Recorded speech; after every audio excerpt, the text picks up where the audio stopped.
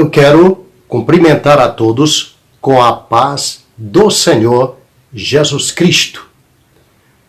Queridos, amados, diletos, servos de Deus, servas de Deus, estamos aqui com a nossa sequência, a qual demos início através destes aparelhos da internet, dos computadores, dos celulares, que é, como se diz, a situação da vez atualmente. Estamos aqui promovendo praticamente um culto na sua casa. Nosso ponto de encontro está sendo a sua própria casa e muitas vezes o lugar onde você se encontra. É como se estivéssemos nos encontrando aonde você escolher, aonde você desejar. É Deus preparando, promovendo tudo isso para o nosso bem-estar, crescimento espiritual, compreensão dos mistérios de Deus. Temos, então, para hoje, algo importante que vai nos impactar no conhecimento da palavra de Deus, naquilo que Deus tem nos chamado para sabermos o que vem pela frente, o que poderá acontecer. Jesus sempre esteve junto com seus discípulos e ali Jesus revelava coisas tremendas para eles. No Monte das Oliveiras, ele começa a dar todos os detalhes de como seriam os sinais da sua vinda. E isso, quando nós o buscamos, ele revela da mesma maneira também para nós. Pastor, mas existem hoje mais revelações do que as que já estão contidas na palavra? Não, meu querido. Não existe mais revelações além dessas. Essas são as únicas. Essas são as santas revelações de Deus. Porém, é bom entender uma coisa. Cada versículo, cada partícula da palavra de Deus, o Espírito Santo trabalha em nossos corações, em nosso entendimento, nos revelando a profundidade do que está ali.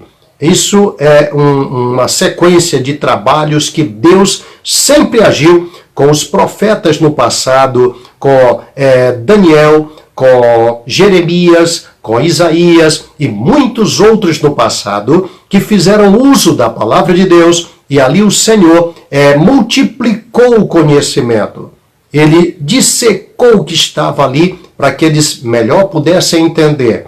É como se fosse Filipe junto com o eunuco da rainha de Candace. O eunuco tinha tudo na mão.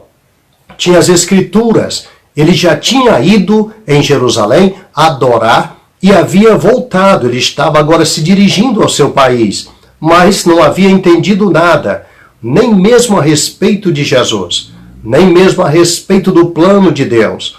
Ele só adorou ao seu modo e voltava.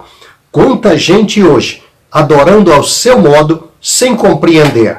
A mulher samaritana, Jesus foi bem categórico para com ela e disse: mulher, vós adorais o que não conheceis, nós adoramos o que conhecemos, porque a salvação vem dos judeus. Então Jesus começa a revelar para a mulher o que é o verdadeiro servo de Deus e a verdadeira adoração, principalmente quando ele diz que os verdadeiros adoradores adorarão o Pai em espírito e em verdade.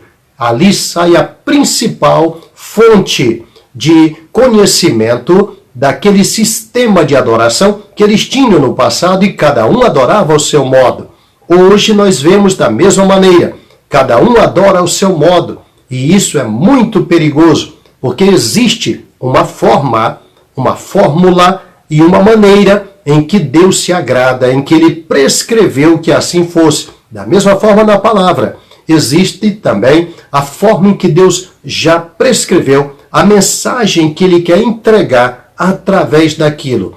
Assim como só Filipe sabia explicar ao eunuco, assim nesses últimos dias, somente os servos de Deus saberão explicar o que está contido na palavra. Isso é muito claro, como eu sempre uso o primeiro versículo do livro de Apocalipse, onde está registrado assim: revelação de Jesus Cristo que Deus o Pai lhe deu para entregar aos seus servos, revelar aos seus servos as coisas que em breve hão de acontecer. Então veja, o pai entrega ao filho, o filho agora entrega aos seus servos, não é para todos, é para os verdadeiros servos, aquele que realmente adora ele em espírito e em verdade, aquele que realmente faz a vontade dele. Por isso que o mundo bate no livro de Apocalipse, volta para trás e não entende nada. Por isso que alguns teólogos antigos costumavam dizer, cuidado ao ler o livro de Apocalipse. Veja, eu não estou assinando embaixo do que eu vou dizer. Estou apenas dizendo que eles falavam isso, tá bom? E acontece mesmo, tá? Lá vai. Eles diziam, cuidado ao ler o livro de Apocalipse. Se você não estiver preparado em oração, não leia, porque você vai ter pesadelos, você vai ter sonhos ruins, você vai ter uma série de coisas, sonhar com animais, enfim. E eles ensinavam isso aí, para a pessoa se preparar para poder ter as certas revelações que dali são oriundas. Por isso, só são revelados aos servos do Senhor. Então, busque uma posição de servo e você compreenderá. Bem claramente Daniel disse que os ímpios não entenderão, mas os justos, ele disse, estes entenderão. Então, enquanto você busca lavar-se no sangue do Cordeiro, justificado por ele, você é justo. E a partir daí, as revelações fluirão no teu interior, no teu coração, vindos da palavra de Deus. Que ele reserva a verdadeira sabedoria aos seus servos, disse o salmista. Muito bem, vamos então adentrando ao que nós temos para hoje, porque eu vejo que tem vários servos de Deus aí aguardando e também conosco analisando esses pontos das Escrituras. Nós tivemos aqui as 7 igrejas da Ásia. Em seguida, tivemos os 7 selos do Apocalipse. E, em seguida, também as 7 trombetas. E agora, nós temos as 7 taças, ou as 7 salvas, como você achar melhor. Eu uso sempre as 7 taças do Apocalipse, que é conhecida como as 7 taças da ira de Deus, das últimas pragas, como diz aí o texto em algumas Bíblias. O texto diz as taças das últimas pragas, porque na verdade elas agora encerram. Então, para que você possa entender melhor, vamos entrar alguns versículos selecionados para neles nós podermos meditar. Vamos lá, Apocalipse capítulo de número 15, versículo 5 e depois o 16, versículo 1 e 2. Vamos lá, porque o capítulo 15 ele só tem 8 versículos. Vamos então. E depois disto, olhei, e eis que o templo do tabernáculo do testemunho se abriu no céu. E os 7 anjos, que tinham as 7 pragas, saíram do templo, vestidos de linho puro e resplandecentes, e cingidos com cintos de ouro pelo peito. E um dos 4 animais deu aos 7 anjos 7 salvas de ouro, cheias da ira de Deus, que vive para todo sempre. E o templo encheu-se com a fumaça da glória de Deus e do seu poder. E ninguém podia entrar no templo até que se consumassem as 7 pragas dos 7 anjos. Apocalipse 16, 1 e 2 agora. E ouvi, vinda do templo, uma grande voz que dizia aos 7 anjos, ide e derramai sobre a terra as 7 taças da ira de Deus. E foi o primeiro anjo, e derramou a sua taça sobre a terra, e fez-se uma chaga má e maligna nos homens que tinham o sinal da besta e que adoravam a sua imagem. Vamos agora trocar essas coisas em miúdos. Primeiro, o que nós encontramos, fiz questão de selecionar, a priori, a esses versículos do capítulo 15, para que pudéssemos entender melhor. Vou traçar então agora um paralelo nesses 3 eventos principais. Primeiro, os 7 selos. Segundo, as 7 trombetas. Terceiro, as 7 salvas. Como vamos traçar o paralelo desses eventos. Você vai perceber que parece que eles são todos iguais. Veja que a primeira trombeta, ela atinge a terra. Agora, a primeira salva, taça, atinge também a terra. Veja que o paralelo é muito importante. Então vamos entender por que isso. Parece que quando o primeiro atinge a terra, o outro vem atingir a terra também. Mas será que eles vêm simultâneo? Será que eles vêm depois? João não tinha como colocar isso aqui de uma certa ordem que nós pudéssemos compreender ao nosso querer, ao nosso modo. Por isso o livro ele é colocado para entendimento pelo Espírito Santo. João faz muitas coisas aqui da própria mente dele para nos explicar. Por exemplo, um mar de vidro, um semelhante ao Filho do Homem, um mar de vidro misturado com fogo. O que estava sentado era semelhante à aparência da turquesa, do topázio, enfim, ele usa muitas coisas para tipificar, para que nós pudéssemos entender o que ele quer dizer. Porque o que ele viu não tinha como descrever com palavras humanas. Então ele tem agora a sequência, uma após a outra, para que pudéssemos entender melhor. Então vamos agora traçar a genealogia delas em si e, ao mesmo tempo, o paralelo que elas têm entre si. Vamos lá. O que são os primeiros, que são os 7 selos? Os 7 selos têm apenas uma função: abrir, trazer a mostra, fazer-nos ver os 7 eventos que estão pela frente, que são os castigos de Deus, que estão vindo sobre a terra na grande tribulação. E o que quer dizer as 7 trombetas? Você sabe muito bem que trombeta era usada para convocação, para anunciar. Jesus foi bem claro quando ele disse: quando derdes esmolas, não tocai a trombeta, como fazes também os... Enfim, então era fazer com que todos vissem, anunciar que ele estava fazendo. Da mesma forma, as 7 trombetas, elas anunciam os juízos de Deus. Os selos trazem à tona, mostra, revela, diz: olha, vai acontecer isso. É tanto que a abertura do primeiro, do segundo, terceiro e quarto selo, você escuta a mesma voz dos animais: vem e vê. Quer dizer, está sendo revelado o que vai vir. Muito bem. Agora, as 7 trombetas anunciam que vai ser agora vindo o desfecho. Então, anuncia, como diz: prepara-te. Quando você vê em algumas cidades onde dá constante terremotos ou invasões, eles usam sempre as sirenes, como se fossem trombetas. Uma trombeta não seria audível por todos na cidade, mas a sirene eletrônica faz todos saberem que está se anunciando que está vindo um terremoto, que está vindo um furacão, que está vindo um ataque, enfim. E isso anuncia o que está vindo. As 7 trombetas anunciam o que está vendo. Mas as 7 salvas já não anunciam e nem revelam. Elas executam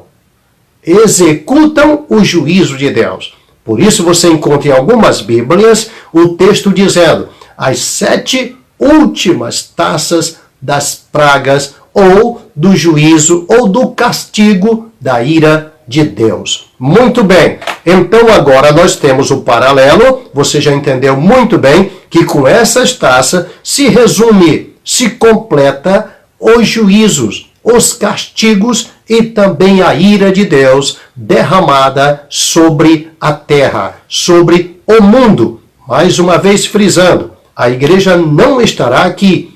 Você não estará aqui. Se você é um verdadeiro servo, serva de Deus, não estará aqui nesses eventos. Deus não nos destinou para a ira, diz a palavra do Senhor. E através desses textos aqui, você vai encontrar coisas importantes hoje. Quer ver? Preste atenção. E depois olhei, e eis que o templo do tabernáculo do testemunho se abriu no céu. Olha o que Deus mostra para João. ele vê, primeiro ele sobe ao céu.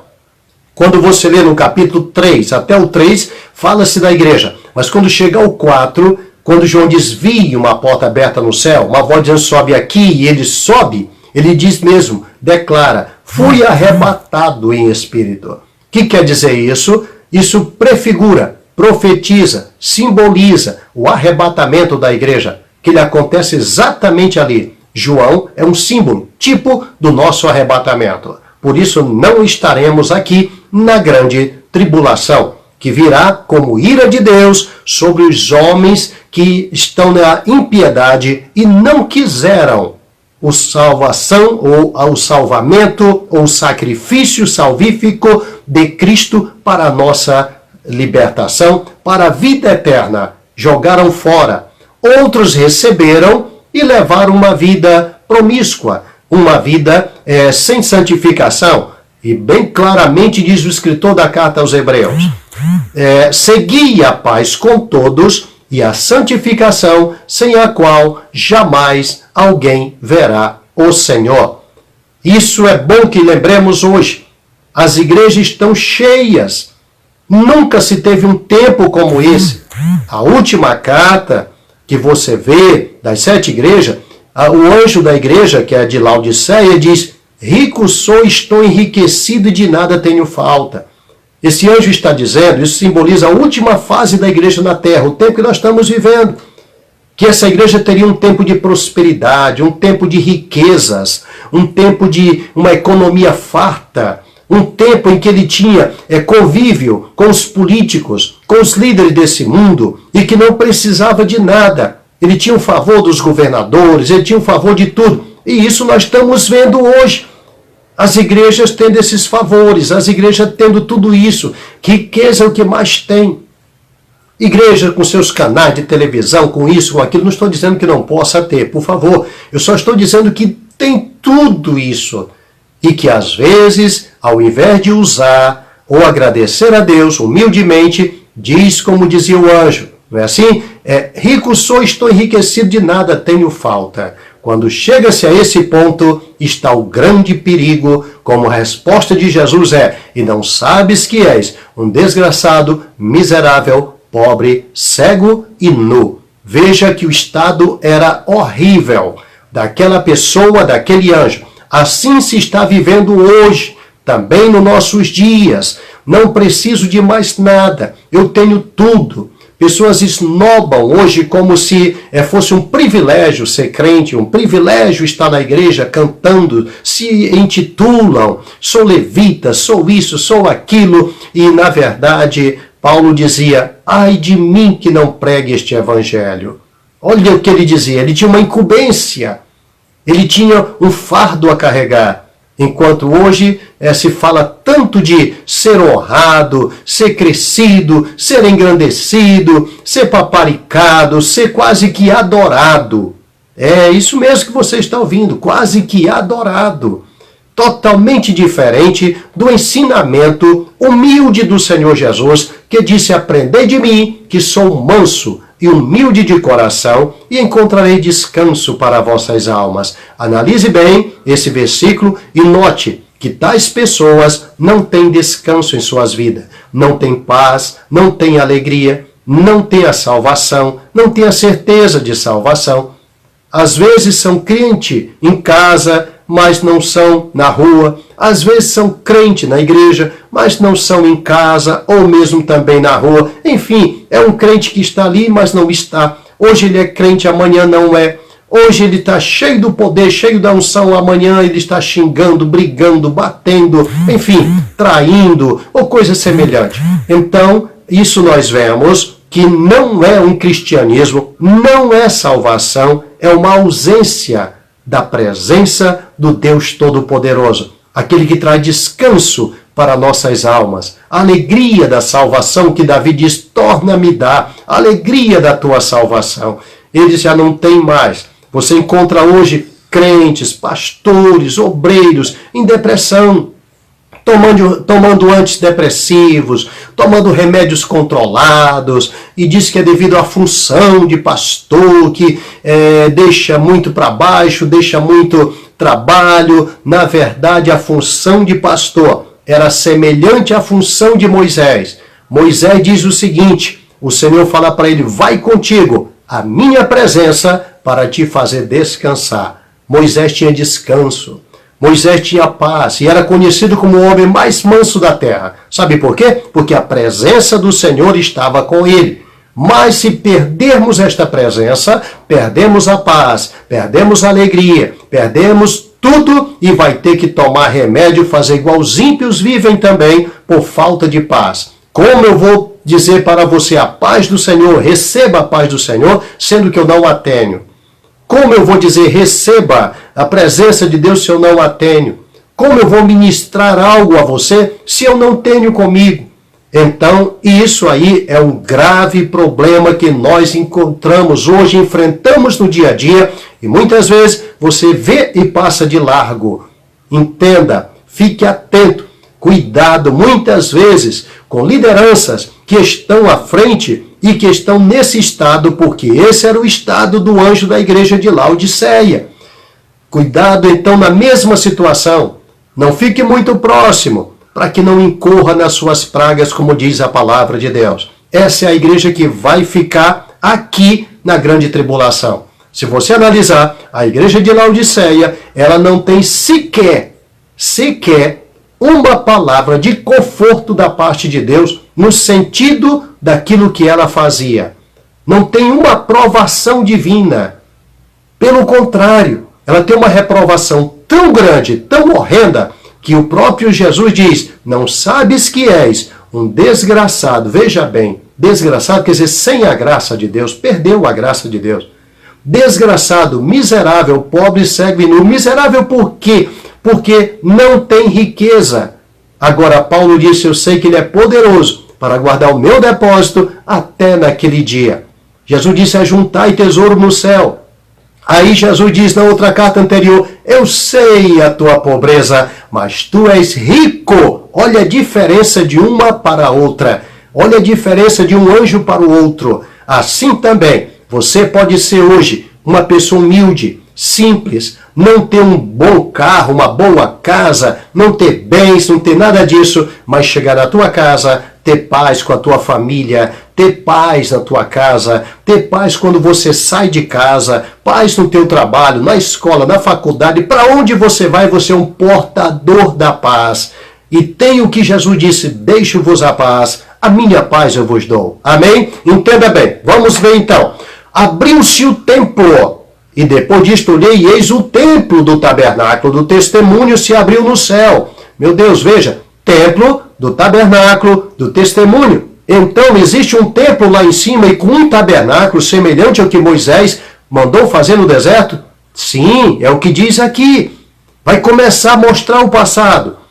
No Novo Testamento tem dois vocábulos para isso. É hiero, que quer dizer o que está no tabernáculo, o próprio tabernáculo interior. E agora, João, ele vê o que está no interior, que ninguém podia ver, o que estava no Santo dos Santos. Mas ele presencia isso. Ele analisa por dentro.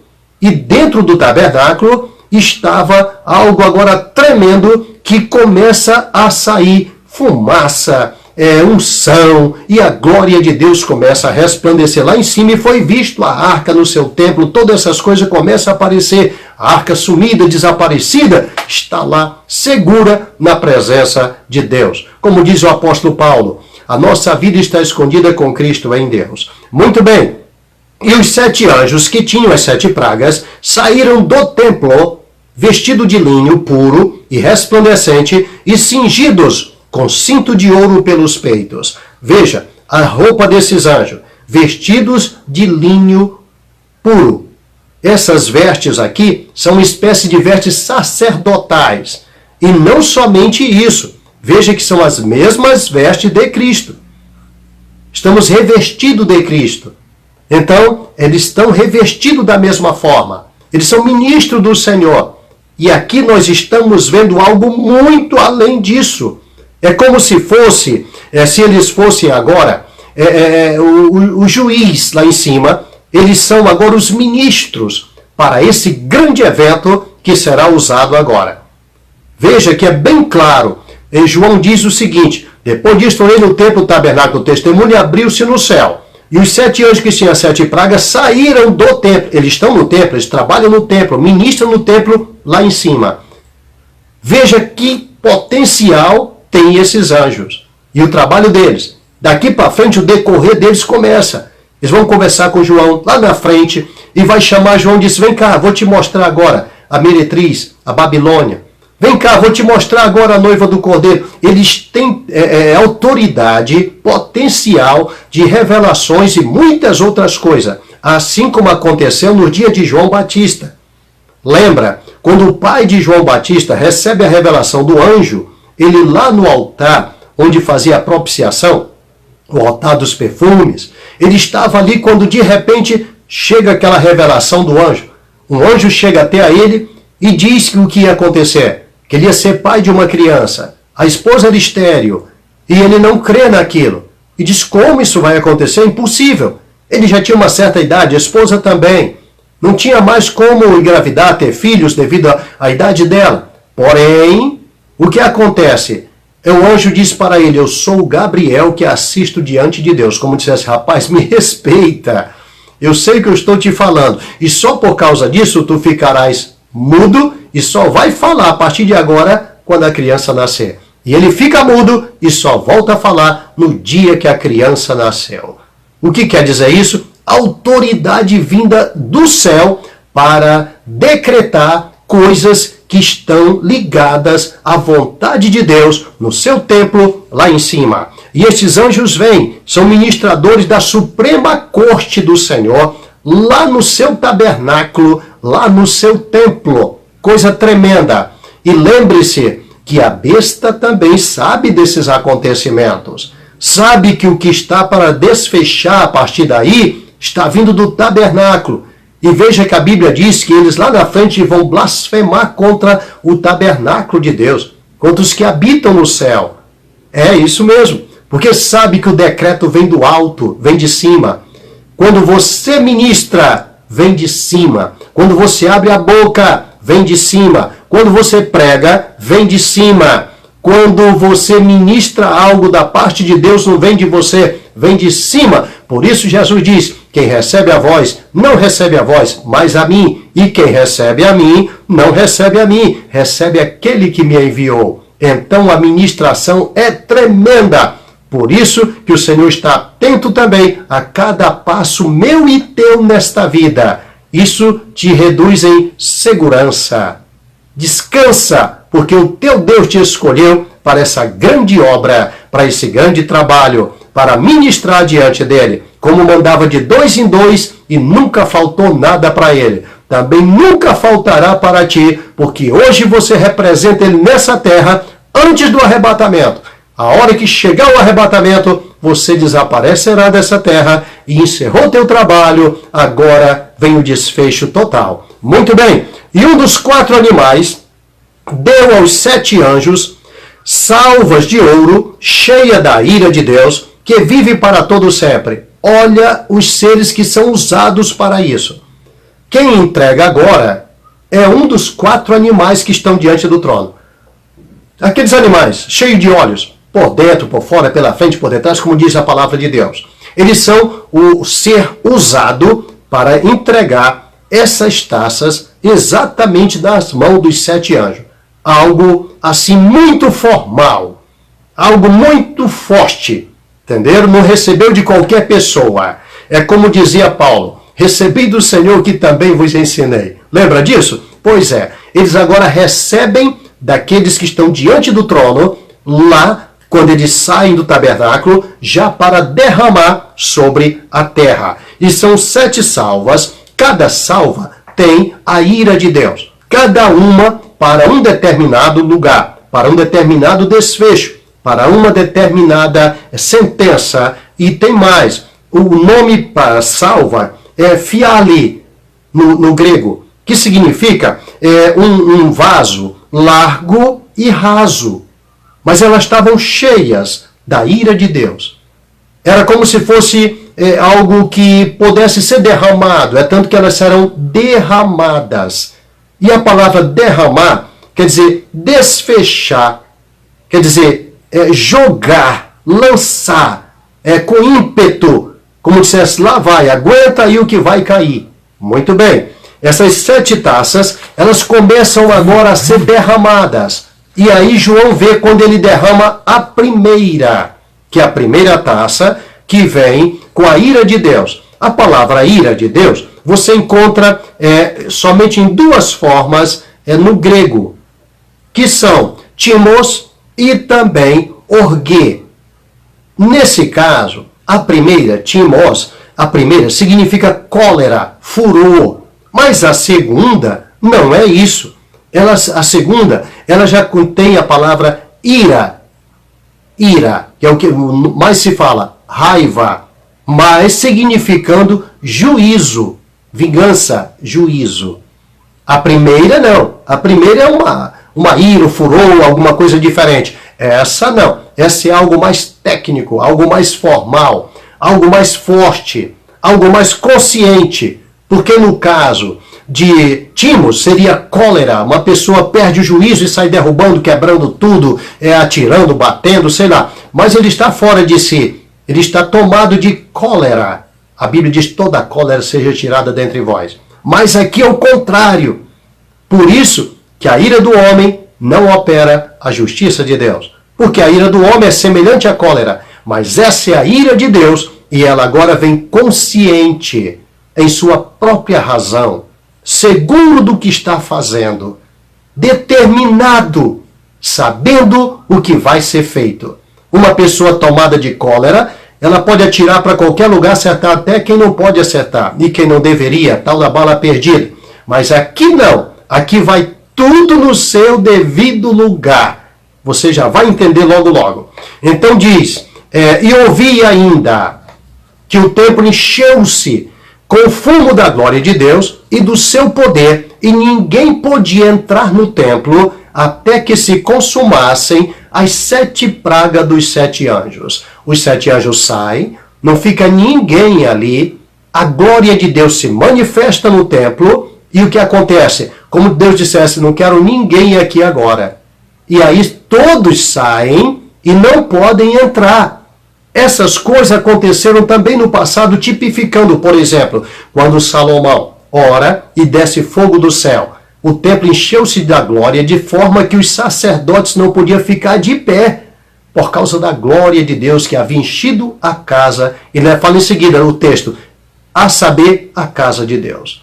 Isso nós vemos também nos dias de Moisés, lá no deserto, quando Moisés ficou tremendo, não conseguia nem sequer entrar no templo, porque a glória de Deus havia se manifestado. Isso é muito forte, como se eu dissesse: eu vou manifestar a minha glória e o meu poder de uma vez por todas. Você encontra isso semelhante, esse paralelo, em Isaías, quando ele fala: até aqui estive calado, mas de agora em diante darei gritos, darei brados, como aquela que está para dar à luz. Parece que dá para ver os brados de Deus em relação à situação do homem na terra. Semelhante às 2 testemunhas que estariam pregando aqui, e elas vestidas de saco. Aquela vestimenta de saco é como se dissesse: não estou nada contente com o que vocês estão fazendo. Olha a mensagem. Muito bem. E ouvi vinda do templo uma voz que dizia aos 7 anjos: ide e derramai sobre a terra as 7 salvas da ira de Deus. Importante isso. E ouvi vinda do templo. Veja que os 4 animais pegam. Vocês já viram alguém tomando ceia? Pois é, geralmente o líder, o pastor, ora pelo cálice, pela ceia, e ele entrega para o ministro. E aquele ministro vai entregar aos diáconos que vão servir a igreja. Assim também vai ser essa entrega. Aquele animal, um dos 4, vem com essas taças, entrega nas mãos desses 7 anjos, e eles se preparam como se fosse diáconos segurando aquela bandeja de Santa Ceia que você deve ter visto na sua igreja. É semelhante. Eles estão todos segurando e ficam esperando. Às vezes o ministro dizer: pode servir a igreja. E aí todos saem para servir. Da mesma forma, eles ficam todos de pé, segurando aquelas taças, cada um, e aguardando a voz por sua vez. Então sai agora uma voz, não é do animal que entregou a taça. A voz não vem de um outro animal. A voz não vem de um outro anjo. Olha o que diz aqui.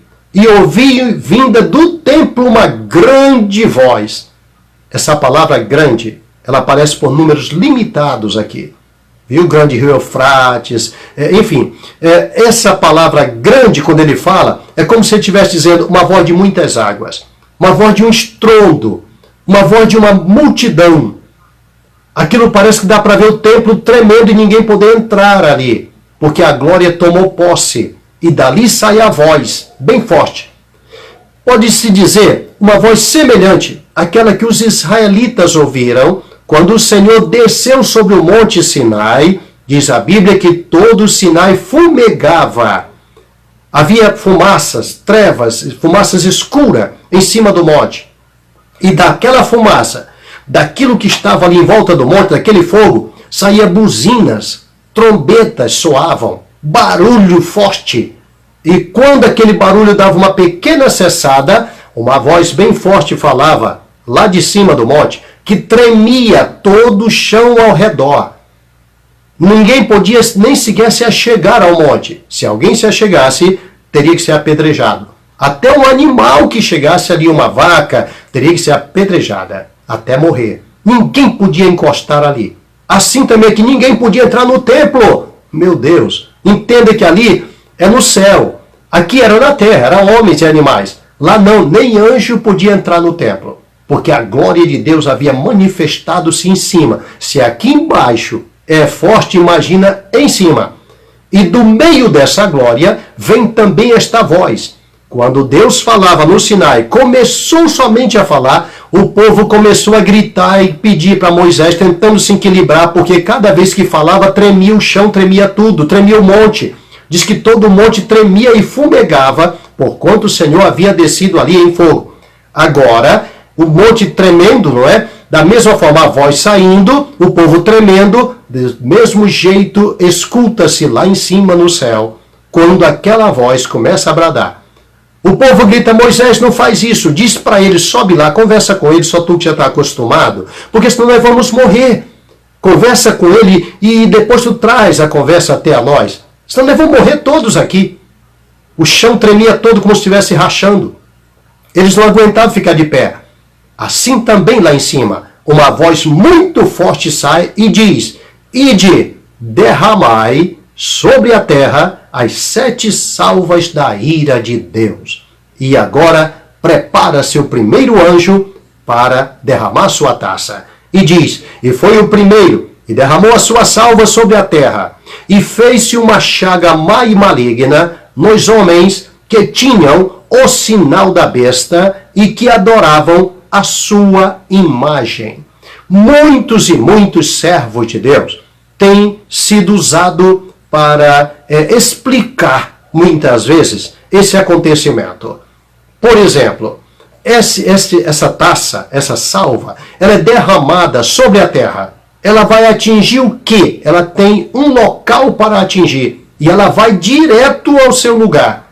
Por isso, eu sempre digo, não se preocupe agora em meio à pandemia, em meio aos desastres, em meio aos acontecimentos desses últimos dias. Você está debaixo da mão de Deus. Na grande tribulação, vai ser primeiro selado os 144 mil, para que nada venha atingi-lo. A Bíblia nos diz que você também está selado, com selo para o dia da redenção, diz Paulo aos Efésios. Muito bem, então aqui tem uma direção. Deus não erra a pontaria. Essa salva, essa taça derramada lá em cima sobre a terra, ela vai encher a terra inteira. Ela vai ser derramada, inundando a terra inteira. Pastor, então vai atingir todos que estão na terra? Absolutamente não. Entenda, ela vem direta para aquilo que foi enviada. Ele disse que não tornará vazia a sua palavra, sem que antes ela prospere para aquilo que foi enviado. Foi Deus quem diz. Assim também, estas salvas derramadas não atingirão os 144 mil, não atingirão aqueles que ainda não têm a marca, não atingirão aqueles que ainda têm tempo para receber a Jesus como Salvador. Entenda uma coisa agora.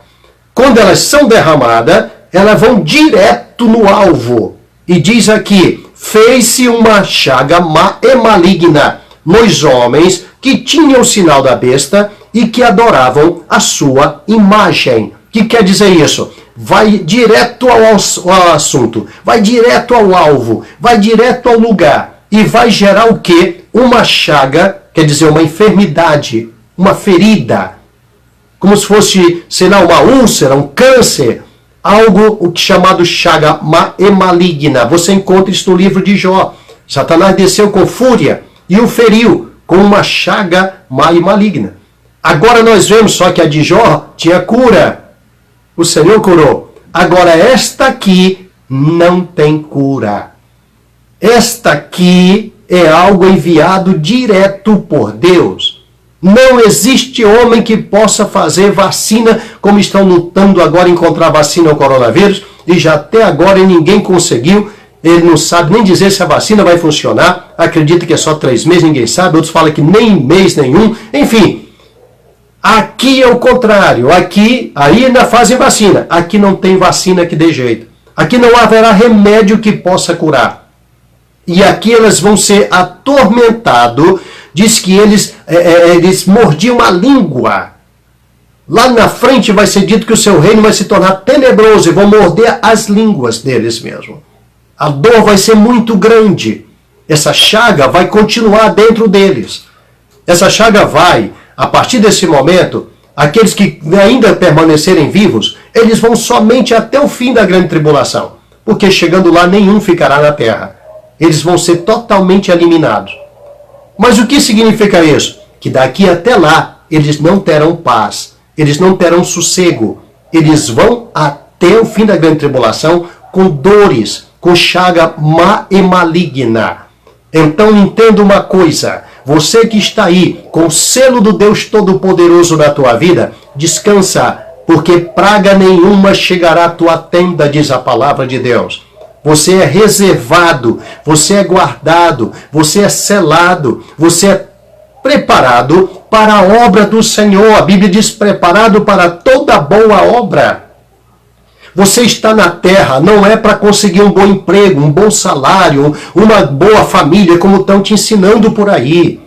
Para ter paz, alegria, felicidade, riqueza, grandeza, ser paparicado, estar todo dia em evidência. Não, não é para isso não. Você foi escolhido por Deus para uma grande obra. Pessoas vão depender da tua voz, da tua palavra, da imposição das tuas mãos, da tua oração, da mensagem que vai sair da tua boca. E quando acabar essa mensagem, o Senhor te leva daqui. Ele não te trouxe aqui, não se iluda. Sai dessas campanhas malignas de prosperidade, dessas coisas diabólicas que ficam toma lá da cá, barganhando com Deus. Você não precisa barganhar com Deus, não vai te faltar nada. Não faltava para Elias, não faltará para ti. E outra coisa, as pragas não virão enquanto você não tiver acabado o trabalho de Deus na tua vida. Foi Ele que te escolheu, te chamou, separou. Para de ficar com medo. Ah, eu estou com sintoma da Covid, eu estou com... Para! Isso não é para você. Nada vai te tirar dessa terra até que você acabe a obra de Deus que Ele tem na tua vida, moço. Na tua vida, moça. Na tua vida, homem. Na tua vida, mulher. Nada vai poder tirar você até acabar o trabalho. A única coisa que pode interromper isso é o teu pecado se você resolver pecar. Se você deixar de lado.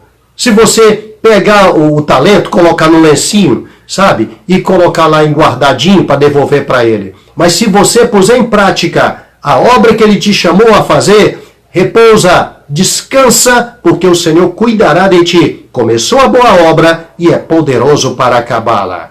Essa chaga má e maligna simboliza algo semelhante ao que havia lá no Egito naqueles dias. A Bíblia diz que Janes e Jambres, os dois magos, eles não conseguiam ficar de pé diante de Moisés. Eles ficavam se contorcendo toda hora, porque Moisés havia ferido o Egito com sarna. E todos começavam a se coçar. E Moisés chegava, olhava para Faraó, se coçando também, todos se coçando. Os magos se coçando, não podia ficar em pé. A Bíblia diz que ele não podia ficar parado, só se coçando toda hora. Sabe por quê? Porque esses magos adoravam o Faraó. O Faraó era um deus. Assim também vai vir essa chaga mais maligna sobre o reino da besta, que vai atingir todos que adoram a besta, todos que têm a sua marca, ou seu número, ou o nome da própria besta na mão direita ou na testa. Se isso aqui vem direcionado a essas pessoas, o que está vindo agora, descansa, porque é direcionado àqueles que Deus já sabe. Para você, ele reservou algo melhor. Ele diz, não temas o pequeno rebanho, porque a vosso Pai agradou dar-vos o reino. Essa é a promessa que o Senhor tem para mim e para você. Descansa, tem muita coisa que Deus ainda vai fazer contigo. Ainda nessa vida, tem muita coisa, eu estou profetizando para você. Ainda tem muita coisa a ser feita através de você nesta vida, que Deus tem para fazer. Apenas te coloca na presença de Deus. Apenas segue uma vida de oração, uma vida de santificação, de observação à palavra de Deus.